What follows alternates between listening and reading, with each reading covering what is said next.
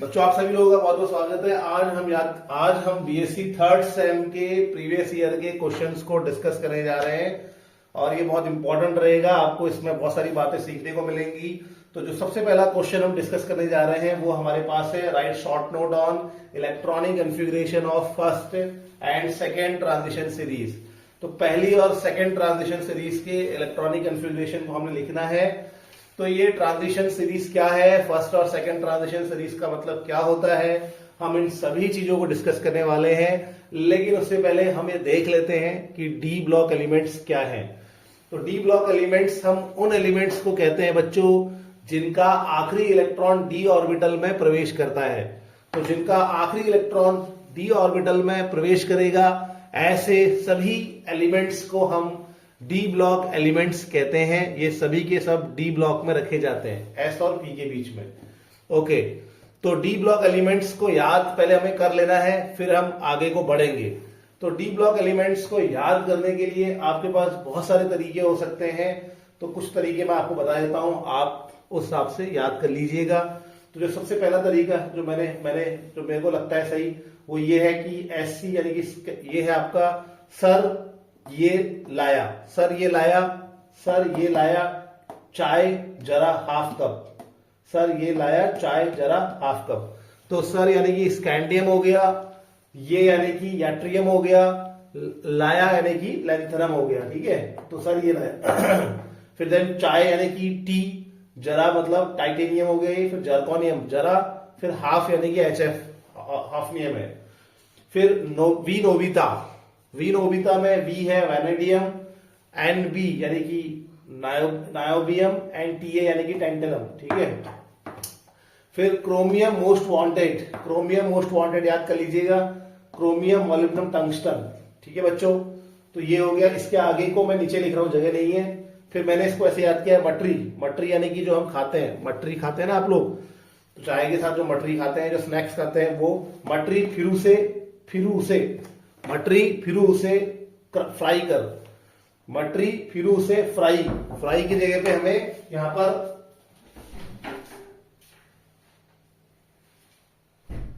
तो फ्राई की जगह पे हम क्या करेंगे, थोड़ा सा सी लिख लेंगे, क्राई कर, क्राई आ जाएगा, CRI क्राई।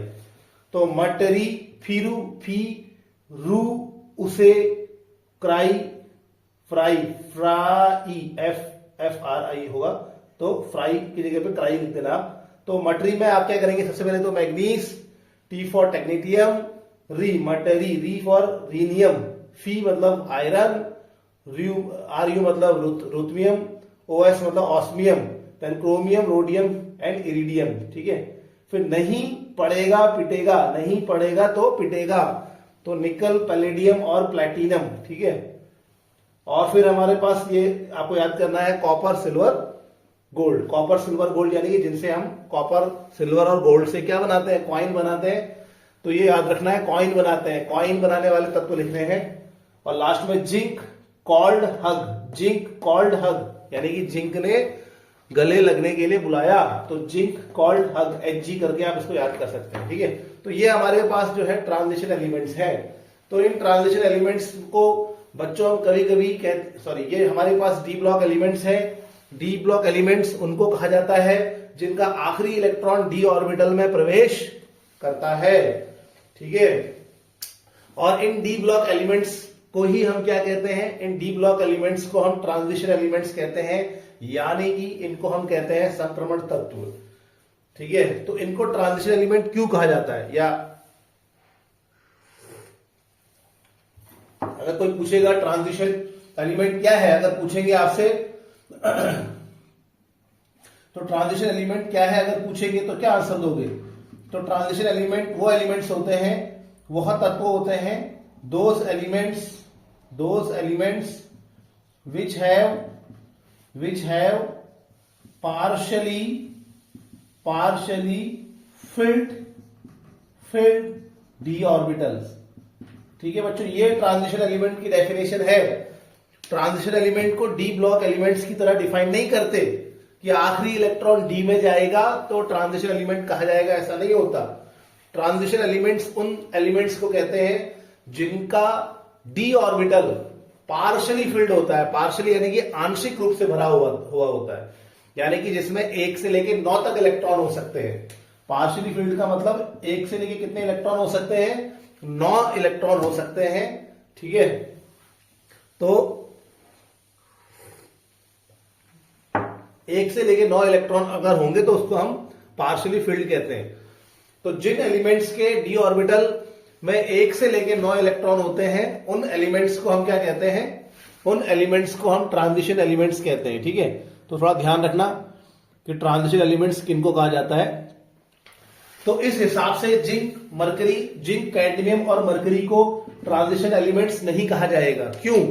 जिंक, कैडमियम और मरकरी डी ब्लॉक के होते हुए भी ट्रांजिशन एलिमेंट्स नहीं कहलाते हैं।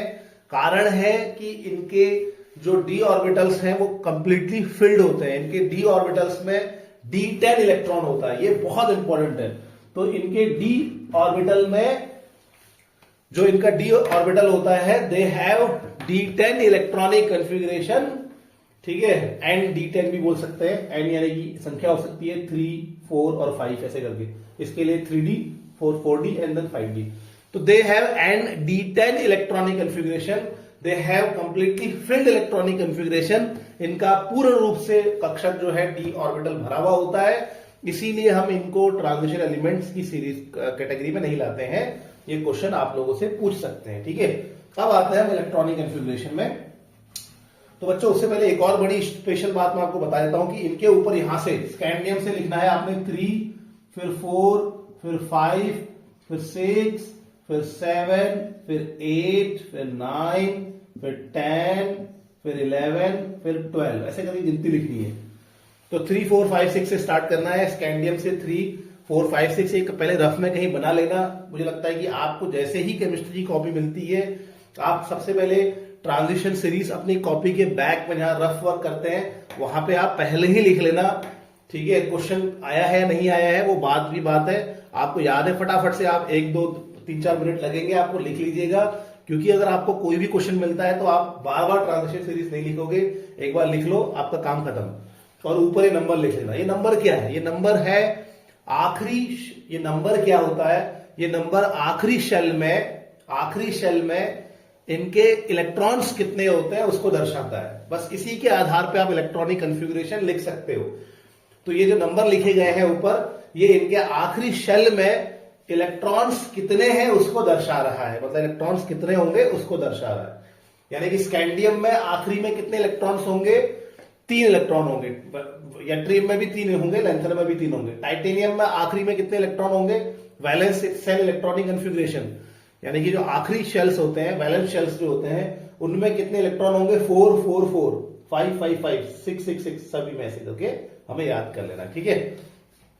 अब बच्चों ये जो सबसे पहली जो सीरीज है, scandium, titanium, vanadium, chromium, manganese, iron, chromium, निकल, निकल, यहाँ पे प्रॉब्लम, सॉरी, एक्चुअली ये गलत हो गया, यहाँ पे कोबाल्ट लिखना है आपने, ठीक है, मिस्टेकनली इट इज कोबाल्ट, ठीक है, ओके। तो क्रोमियम तो ऊपर आ गया, यहाँ पे कोबाल्ट है हमारा, ठीक है। तो scandium, yttrium, vanadium, chromium, manganese, scandium, titanium, vanadium, chromium, manganese, iron, cobalt, निकल, कॉपर, जिंक। ये जो फर्स्ट हमारे पास सीरीज है, बच्चों, इसमें आखिरी इलेक्ट्रॉन जो होता है, इसमें जो आखिरी इलेक्ट्रॉन होता है वो 3D में प्रवेश करता है। जो लास्ट वैलेंस इलेक्ट्रॉन जो होता है वो 3D में एंटर करता है, इसलिए इस वाली सीरीज को, जो ऊपर वाली सीरीज है, इसको हम कहते हैं 3D सीरीज। इसके बाद ये जो नेक्स्ट जो आपकी ये वाली सीरीज है, इसमें ये जो बीच वाली है, इसमें जो आखिरी इलेक्ट्रॉन होता है वो 4D में प्रवेश करता है, इसलिए इसको कहते हैं 4D सीरीज। और जो ये सबसे नीचे होती है, इसमें आखिरी इलेक्ट्रॉन 5D में प्रवेश करता है, इसलिए इसको कहते हैं 5D सीरीज, ठीक है। अगर तो इसका आंसर कैसे लिखना है मैं आपको डिटेल में समझाता हूं। तो इसका आंसर कैसे लिखेंगे? इसका आंसर लिखने के लिए आपने क्या करना है बच्चों? इसका आंसर लिखने के लिए आप लिखेंगे पहले ट्रांजिशन एलिमेंट की डेफिनेशन लिखेंगे, ठीक है, ताकि ट्रांजिशन एलिमेंट्स, या ऐसा भी मत करो, आप सिंपल लिखो the electronic configuration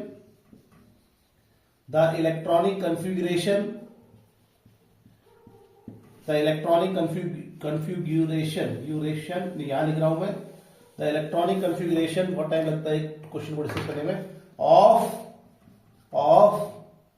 first transition series और फर्स्ट ट्रांजिशन सीरीज, जो पहली ट्रांजिशन सीरीज है और 3D सीरीज भी कहते हैं उसको, और 3D सीरीज इज,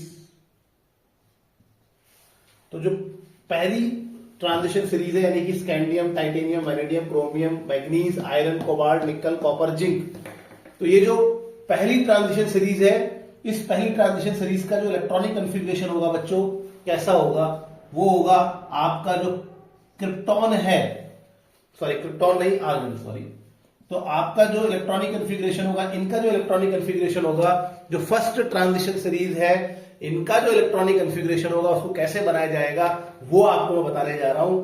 तो कैसे बनाया जाता है, 18 इलेक्ट्रॉन, इनके 18 इलेक्ट्रॉन आर्गन की तरह भरेंगे, यानी कि आपको कुछ नहीं करना है, जो 18 इलेक्ट्रॉन है उनको किसकी तरह मान लेना है, उनका इलेक्ट्रॉनिक कॉन्फ़िगरेशन आर्गन की तरह मान लेना है। तो आर्गन हमने लिख दिया, आर्गन 18 लिख दिया।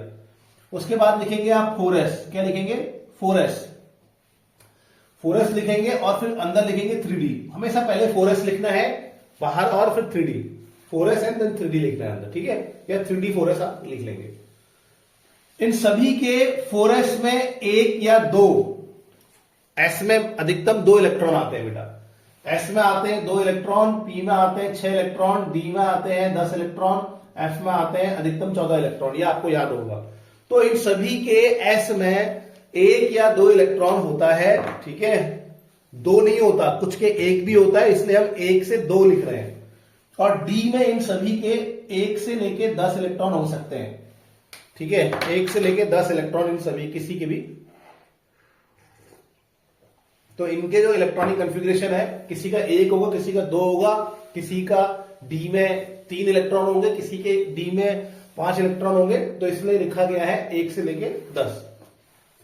तो द इलेक्ट्रॉनिक कॉन्फ़िगरेशन की जगह पे थोड़ा सा आप इसको ऐसे मॉडिफाई कर लेंगे, द जर्नल इलेक्ट्रॉनिक कॉन्फ़िगरेशन, सामान्य जो होता है ऐसे लिखिए, the journal electronic configuration of first transition series, या जिसको हम 3D सीरीज भी कहते हैं, उसका इलेक्ट्रॉनिक कॉन्फ़िगरेशन बच्चों कैसा होगा, 18 इलेक्ट्रॉन आर्गन की तरह भरे जाएंगे और फिर बचे हुए इलेक्ट्रॉन्स को हम 4s में भरेंगे। पहले 4s में 1 से 2 इलेक्ट्रॉन हो सकते हैं इनमें, और d में कितने हो सकते हैं, 1 से लेके 10 इलेक्ट्रॉन हो सकते हैं। 1 से लेके 2 का मतलब किसी में 1 भी हो सकता है, कहीं कहीं पे 2 भी होते हैं। और 3D 1 से लेके 10 का मतलब होता है कि कहीं पे 1 होगा, कहीं पे 2 होगा, किसी के पास 3 होंगे, ऐसे करके। तो ये एक जनरल इलेक्ट्रॉनिक कॉन्फ़िगरेशन हमने लिख लिया। अब एक एक करके हम इन तत्वों के इलेक्ट्रॉनिक कॉन्फ़िगरेशन को फटाफट लिख लेते हैं सभी के। इसको नोट कर लिया होगा आप लोगों ने। तो अब मैं क्या कर रहा हूं, सबसे पहले 3D सीरीज को उठा रहा हूं, और 3D सीरीज में मैं स्कैंडियम का इलेक्ट्रॉनिक कॉन्फ़िगरेशन बता रहा हूं बच्चों। तो स्कैंडियम का इलेक्ट्रॉनिक कॉन्फ़िगरेशन बताने के लिए, स्कैंडियम का इलेक्ट्रॉनिक कॉन्फ़िगरेशन बताने के लिए कुछ नहीं करना है, आपको बस आर्गन लिखना है, आर्गन 18 लिखना है सबसे पहले। तो ऐसे ही उसके आगे ये है ना 3D सीरीज, ये वाली ऊपर वाली 3D सीरीज है, ठीक है। तो ऐसे ही टाइटेनियम लिखेंगे, उसका भी लिखेंगे आर्गन 18, फिर ऐसे ही वैनेडियम लिखेंगे, उसका भी लिखेंगे आर्गन 18, और ऐसे ही सभी का लिखेंगे आर्गन 18, इसका भी आर्गन 18, आर्गन 18, आर्गन 18, सभी का पहले क्या करेंगे, आर्गन 18 लिखेंगे। आर्गन 18 का मतलब होता है कि 18 इलेक्ट्रॉन हमने किसकी तरह भर दिए हैं, आर्गन की तरह भर दिए हैं। उसके बाद कुछ आपको इनका एटॉमिक नंबर अभी याद करने की जरूरत नहीं है, आप याद करना चाहे तो 21, 22, 23, 24, 25, 26, 27, 28, 29, 30 ऐसे करके याद कर सकते हैं। लेकिन अभी फिलहाल के लिए आपको एटॉमिक नंबर याद नहीं भी है तब भी कोई बात नहीं। तो स्कैंडियम, टाइटेनियम, वैनेडियम, तो इनका सबसे पहले क्या करेंगे, इन सभी का सबसे पहले क्या करना है, आर्गन 18 लिख लेना है, यानी कि आर्गन की तरह 18 इलेक्ट्रॉन हमने भर दिए। अब क्या करेंगे, अब इसके बाद क्या करना है, इसके बाद जरा थोड़ा चाय पी लेते हैं। इसके बाद आपको ये नंबर याद है, इसके बाद क्या करेंगे, आप ऐसा कर लेंगे 4s 3d, सभी का ऐसे कर लेंगे, किसी का भी कर लो 4s 3d, ऐसे करके करते चलो। अब स्कैंडियम में कितना आपने लिखा है, ऊपर 3 लिखा है, तो 3 इलेक्ट्रॉन यहां बांटने हैं, ये 3 इलेक्ट्रॉन इन दोनों में बांटने हैं। वैसे ही टाइटेनियम में कितना लिखा है आपने, 4 लिखा है, तो 4 इलेक्ट्रॉन आपको यहाँ पे बांटने हैं। वैनेडियम में कितना लिखा है, 5 लिखा है, तो 5 इलेक्ट्रॉन यहाँ बांटने हैं आपने। तो इलेक्ट्रॉन कैसे बांटे जाते हैं, सबसे पहले 4s को भरा जाता है, याद रखना हमेशा। तो 4s को भरा जाता है, तो 3 में से आपको कुछ इलेक्ट्रॉन 4s में डालने होंगे। कितने इलेक्ट्रॉन डालेंगे, s में कितने इलेक्ट्रॉन आते हैं, s में कितने इलेक्ट्रॉन आते हैं, s में 2 इलेक्ट्रॉन आते हैं, इसीलिए 3 में से 2 इलेक्ट्रॉन कहां डाल देंगे हम, 4s में डाल देंगे। और बचे हुए इलेक्ट्रॉन, कितने इलेक्ट्रॉन बच गया, 1 इलेक्ट्रॉन बच गया, उसको हम 3d में डाल देंगे। 4s को हमेशा पहले भरा जाता है, क्यों, क्योंकि 4s की एनर्जी कम होती है। 4s को आप हमेशा पहले भरेंगे, क्यों, क्योंकि 4s की एनर्जी क्या होती है बच्चों, कम होती है, ठीक है, 3d से कम होती है, इसलिए 4s को हमेशा पहले भरा जाता है। इसको n+l रूल कहा जाता है, वो हम उस पर डिस्कस नहीं कर रहे हैं, लेकिन आप याद रखेंगे।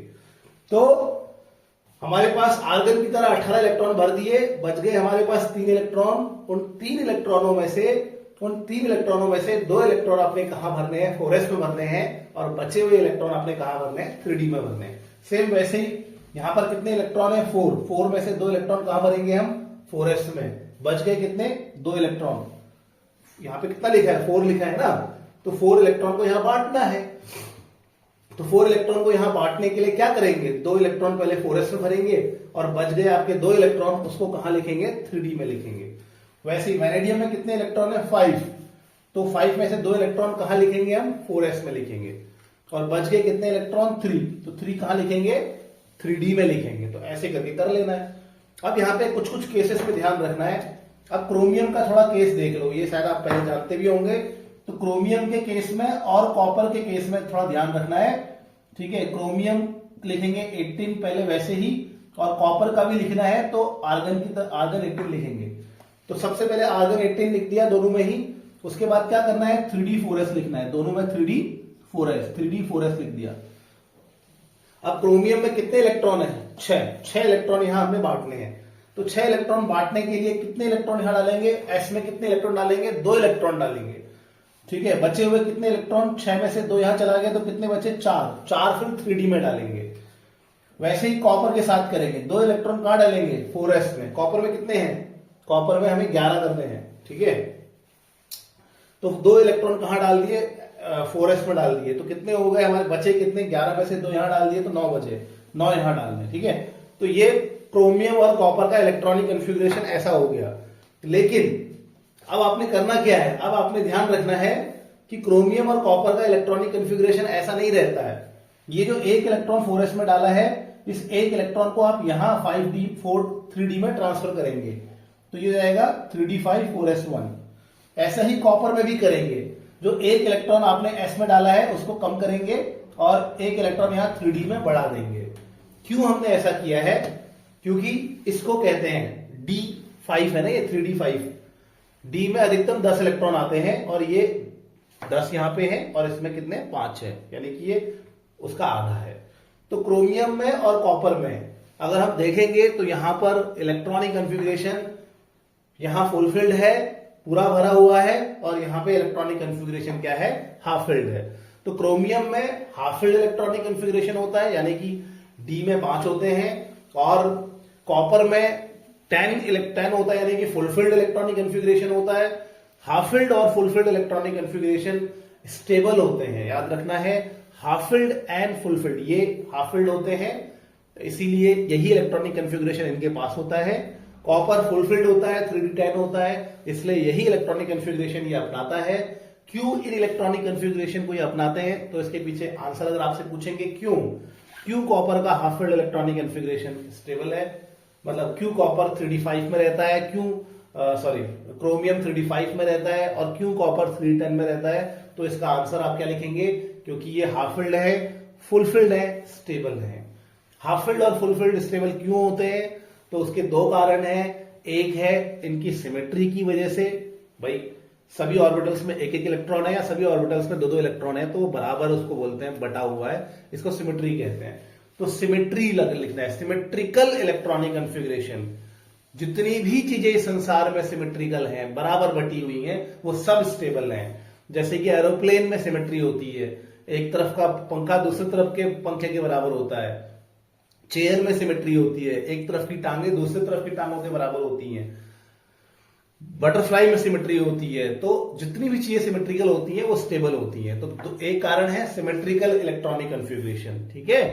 यानी कि जो डी है, डी में 5 डी जो होता है उसके अंदर 5 ऑर्बिटल होते हैं, सब में एक एक है या सब में दो दो है, तो वो स्टेबल है सिमेट्रिकल इलेक्ट्रॉनिक कन्फिग्रेशन की वजह से। और दूसरा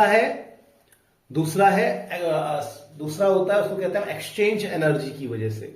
इनमें एक्सचेंज एनर्जी बहुत ज्यादा होती है, इस वजह से भी ये बहुत स्टेबल होते हैं, ठीक है। तो ये अभी मैं इसमें डिटेल में नहीं बता रहा हूं, मोटा मोटा बता दिया मैं, समझ लीजिएगा, ठीक है।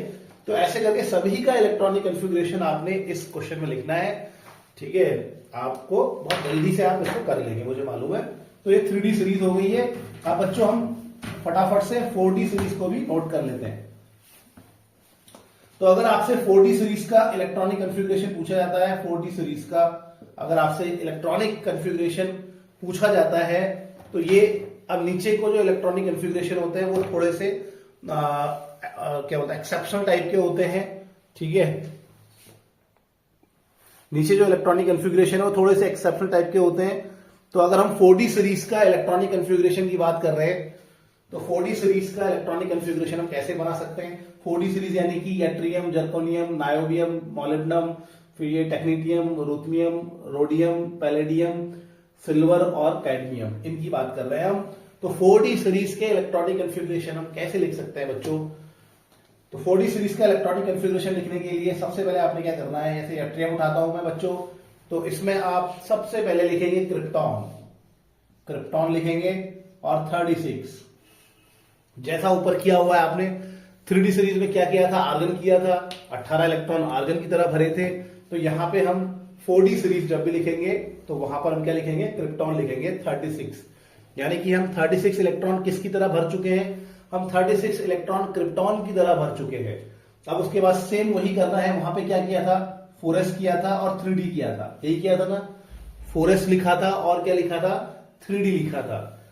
तो यहां पर हमें 4s और 3D नहीं लिखना है, यहां पर हमें एक एक बढ़ा देना है। तो 4s को लिखेंगे हम 5s और 3D को लिखेंगे हम 4D, ठीक है। ये हम कर लेंगे, ठीक है। तो इससे पहले हम थोड़ा सा एक लाइन ऐड कर देंगे, उसमें हम ऐसा लिखेंगे द जर्नल, जो आंसर आप लिख रहे हैं उसमें लाइन ऐड कर दीजिए, जो journal electronic configuration, the journal electronic configuration of 4D का जर्नल इलेक्ट्रॉनिक कन्फिग्रेशन है ऑफ 4D सीरीज, ठीक है। 4D सीरीज का तो जर्नल इलेक्ट्रॉनिक कन्फिग्रेशन है वो क्या है, पहले एक हम जर्नल इलेक्ट्रॉनिक कन्फिग्रेशन लिखेंगे और फिर बच्चों हम आगे बढ़ते हैं। तो जर्नल इलेक्ट्रॉनिक कन्फिग्रेशन क्या लिखेंगे हम लिखेंगे 5s 4D, और हम किसकी तरह, और 36, और हम जो है 36 इलेक्ट्रॉन किसकी तरह भर रहे हैं, क्रिप्टॉन की तरह, तो क्रिप्टॉन 36। तो इनका जो जर्नल इलेक्ट्रॉनिक कन्फिग्रेशन होगा बच्चों, 4D सीरीज के जो तत्व हैं उनका सामान्य इलेक्ट्रॉनिक कन्फिग्रेशन कैसा होगा, क्रिप्टॉन की तरह हम कितने इलेक्ट्रॉन भरेंगे, क्रिप्टॉन की तरह हम 36 इलेक्ट्रॉन भरेंगे। और फिर हमारे पास हमें क्या करना है, वहां हमने 4s 3D लिखा था, तो यहां 5s 3D लिखेंगे। सबसे इंटरेस्टिंग बात है, वहां पे हमने 1 से लेके 2 लिखा था ना इलेक्ट्रॉन, वहां s में एक इलेक्ट्रॉन भी हो सकता था और 2 इलेक्ट्रॉन तो होते ही होते थे, जैसे कि कॉपर में और क्रोमियम में एक एक इलेक्ट्रॉन था और फिर बाकियों में 2-2 इलेक्ट्रॉन थे। तो यहां पर बेटा ध्यान रखना है कि यहां पर s में 0 इलेक्ट्रॉन भी हो सकते हैं, ठीक है। यहां कुछ एलिमेंट आपको ऐसे मिलेंगे जहां s में 0 इलेक्ट्रॉन्स होंगे और कुछ में s में 1 इलेक्ट्रॉन होंगे, कुछ में s में 2 इलेक्ट्रॉन होंगे। तो 0 से स्टार्ट करना है, यहाँ पे 0 से 2, ठीक है। और यहां पर जो हमारा d है वो तो सही रहेगा, d में हमारे 1 से लेके 10 इलेक्ट्रॉन तक यहां पर पॉसिबल है, ठीक है। तो ये आपने अच्छे से इसको समझ लेना है, ये बहुत ही इंपॉर्टेंट मैं आपको बता रहा हूं। ओके, तो यहां पे हमें क्या करना है, d 4D लिखना है, 5s लिखना है। 5s में हमारे पास इलेक्ट्रॉन 1 2 नहीं होंगे, 0 से होंगे, 0 से 2 हो सकते हैं, और 4D में 1 से लेके 10 इलेक्ट्रॉन हो सकते हैं। अब हम स्टार्ट करते हैं, अब एग्जांपल्स लेते हैं इसके। तो एग्जांपल्स में हम सबसे पहले एग्जांपल यट्रियम का उठाते हैं, y यट्रियम का हम एग्जांपल उठाएंगे, ठीक है। आपको अगर ये बना लिया है तो आपको एटॉमिक नंबर लिखने की जरूरत नहीं है। तो यट्रियम का हम एग्जांपल उठाएंगे प्यारे बच्चों। यट्रियम में हम सबसे पहले क्या करेंगे, क्रिप्टॉन लिखेंगे। क्रिप्टॉन की तरह इसके 36 इलेक्ट्रॉन जो है क्रिप्टॉन की तरह हम क्या है भर चुके हैं। 36 इलेक्ट्रॉन क्रिप्टॉन की तरह भर चुके हैं। और उसके बाद क्या करना है बच्चों, 36 इलेक्ट्रॉन हम क्रिप्टॉन की तरह भर चुके हैं, बाकी बचे हुए इलेक्ट्रॉन यानी कि ये जो बचे हुए वैलेंस इलेक्ट्रॉन है, ये इलेक्ट्रॉन को हम यहां भरेंगे, किसमें, 5s में भरेंगे और 4d में भरेंगे। तो आपने सबसे पहले क्या करना है, यट्रियम लिख लेते हैं, फिर ऐसे ही हम जर्कोनियम लिखते हैं, फिर ऐसे ही हम नायोबियम लिखते हैं, फिर ऐसे ही हम मॉलिब्डेनम लिखते हैं, और ऐसे ही हम लिखते चले जाएंगे, आप भी लिखते चले जाएंगे। सब में पहले क्रिप्टॉन 36 करेंगे, फिर क्रिप्टॉन 36 करेंगे, और फिर क्रिप्टॉन 36 करेंगे। तो इस प्रकार से आप नीचे को लिखते चले जाएंगे, और बचे हुए इलेक्ट्रॉन्स को आप कहां डालेंगे, 5s 4d, इसमें भी 5s 4d 5s 4d, ऐसे करके आप सब में, ठीक है, नीचे को लिखते हुए चले जाएंगे। ठीक है, अब आपने क्या करना है, जैसे यट्रियम है, यट्रियम में कितने वैलेंस इलेक्ट्रॉन होते हैं, यट्रियम किसमें आता है, स्कैंडियम वाली सीरीज में आता है। सर ये लाया तो स्कैंडियम यट्रियम लेंथनम, तो इसमें भी आखिरी में कितने इलेक्ट्रॉन है, 3 इलेक्ट्रॉन है, 3 इलेक्ट्रॉन यहां डालने हैं। जर्कोनियम में कौन से में आता है, सर ये लाया चाय जरा हाफ, तो यहाँ पे हमारा जरा किसमें आ गया, इस वाले में आ गया, तो यहाँ कितने इलेक्ट्रॉन है, 4 यहां भरने हैं आपने। वैसे ही नायोबियम में 5 भरने हैं, इनमें मॉलिब्डेनम में 5 भरने हैं, 6 भरने हैं। ठीक है, तो अब ये हम भरना स्टार्ट करते हैं। तो जब हम इसको भरना स्टार्ट करेंगे तो मैं आपको यहां रटा देता हूं, इसको रट लेना है कि 3 एलिमेंट होते हैं, यट्रियम जर्कोनियम और कैडमियम, इसको रट लो आप बस। यट्रियम Y ZR और CD, यट्रियम जर्कोनियम और कैडमियम, ये वो एलिमेंट होते हैं जिनमें 5s में 2 इलेक्ट्रॉन होते हैं, जिनमें क्या होंगे, 5s में कितने इलेक्ट्रॉन भरेंगे आप, 2 इलेक्ट्रॉन भरेंगे। इसके अलावा एक होता है पैलेडियम PD, उसमें 5s में 0 इलेक्ट्रॉन होते हैं, याद रखना। और बाकी सभी में 5s में 1 इलेक्ट्रॉन रखना है, ये बहुत इंपॉर्टेंट। ठीक है, तो मतलब लगभग सारे के सारे एलिमेंट में 5s में आप कितने इलेक्ट्रॉन रखेंगे, 1 इलेक्ट्रॉन रखेंगे। ठीक है, जितने भी एलिमेंट हैं उन सभी में 5s में कितने इलेक्ट्रॉन रखोगे, 1 इलेक्ट्रॉन रखोगे। लेकिन पैलेडियम में कितने इलेक्ट्रॉन रखना है, 0 रखना है 5s में, और केवल 3 ही एलिमेंट ऐसे हैं जिनमें 5s में आप कितने रखोगे, 4d सीरीज के 3 ही एलिमेंट ऐसे हैं जिनमें 5s में 2 इलेक्ट्रॉन रखने हैं। एक है यट्रियम, फिर एक है क्रोमियम, और फिर क्रोमियम कह रहा हूं, जर्कोनियम, और एक है हमारा कैडमियम। तो बच्चों ये तो यट्रियम है, तो इसमें हम 5s में कितने इलेक्ट्रॉन रखेंगे, 2, तो 3 इलेक्ट्रॉन भरने हैं, तो 2 5s में हो गए, बचा हुआ 1 इलेक्ट्रॉन कहां चला गया, 3d में चला गया। ठीक है, जर्कोनियम में भी क्या रहता है, 5s में 2 इलेक्ट्रॉन रहते हैं। जर्कोनियम में कितने इलेक्ट्रॉन भरने हैं, 4 इलेक्ट्रॉन भरने हैं, तो 4 में से 2 इलेक्ट्रॉन यहां जाएगा 5s में, हमेशा 5s पहले भरेंगे 5s में, और 2 इलेक्ट्रॉन कहां आ जाएंगे, 4d में आ जाएंगे। कहां जाएंगे, 4d में। तो 4 इलेक्ट्रॉन आपने भर दिए। नायोबियम अगर हमारे पास है, तो नायोबियम इनमें तो आ ही नहीं रहा, तो नायोबियम, जर्कोनियम, यट्रियम और कैडमियम में 5s में 2 भरने हैं, पैलेडियम में 0 भरना है। ठीक है, यहां पे थोड़ा सा पैलेडियम में 0 भरना है, और बाकी सभी में 5s में कितने इलेक्ट्रॉन भरने हैं, 1 भरने हैं। तो यहां पे यार इसमें तो मुझे 5s में कितने इलेक्ट्रॉन भरने पड़ेंगे, 1 भरने पड़ेंगे। है कितने इलेक्ट्रॉन नायोबियम में कितने इलेक्ट्रॉन आते हैं, 5, तो 5 इलेक्ट्रॉन भरने हैं। तो 5 इलेक्ट्रॉन में से मुझे 1 इलेक्ट्रॉन कहां डालना है, 5s में डालना है, बाकी बच गए 4 इलेक्ट्रॉन वो कहां डालूंगा, मैं 4d में डालूंगा। ठीक है, तो ये ऐसे करना है। वैसे मॉलिब्डेनम में देख लो, मॉलिब्डेनम भी इसमें आ नहीं रहा है, तो इसमें भी 5s में 1 इलेक्ट्रॉन, और बाकी बच गए कितने इलेक्ट्रॉन, मॉलिब्डेनम किसमें आ रहा है, मॉलिब्डेनम क्रोम इसमें आ रहा है, 6 इलेक्ट्रॉन है ना उसके पास, तो 5 में से 1 इलेक्ट्रॉन यहाँ, 6 यहां चले गए, 6 में से 1 इलेक्ट्रॉन यहां चले गए, बचे हुए 5 इलेक्ट्रॉन 4d में चले गए।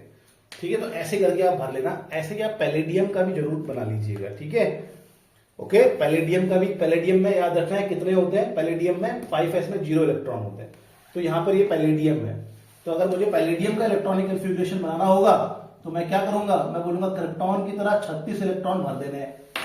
ठीक है, क्रिप्टॉन की तरह कितने इलेक्ट्रॉन भर दिए, 36 इलेक्ट्रॉन भर दिए, और फिर मुझे क्या करना है, मुझे बचे हुए इलेक्ट्रॉन को किसमें डालना है, 5s में डालना है और 3d में डालना है।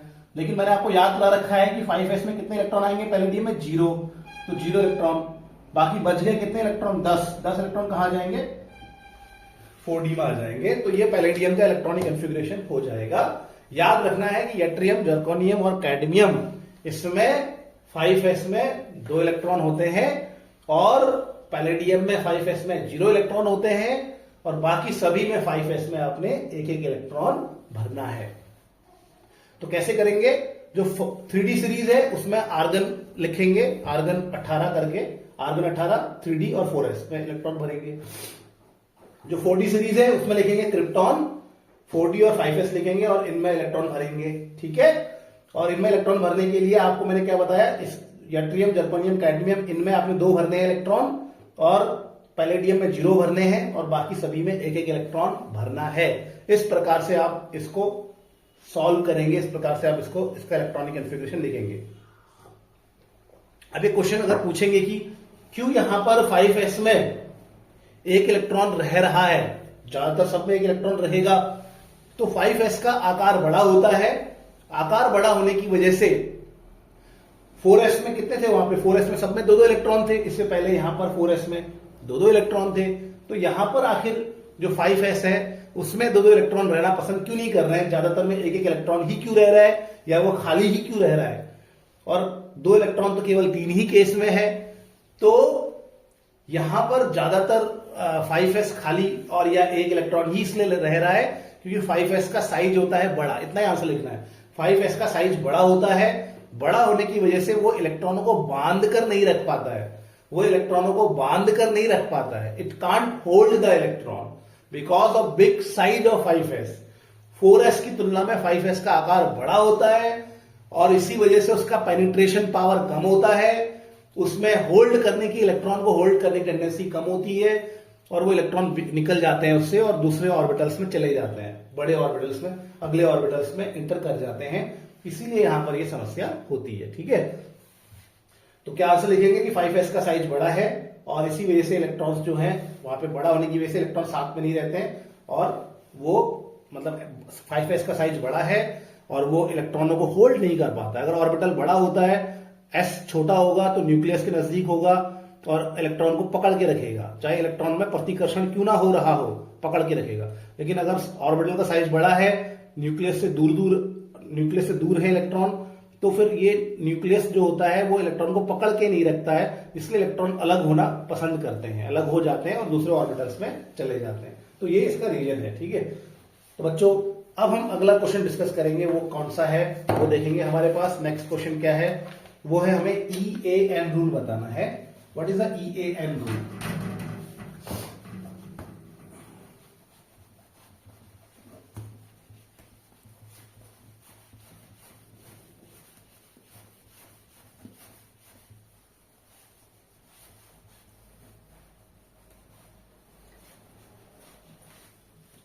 ये तो आप पहले बना लेंगे। ठीक है, इस सीरीज को, मुझे वहां गलती होगी थी, क्रोमियम बोल दिया।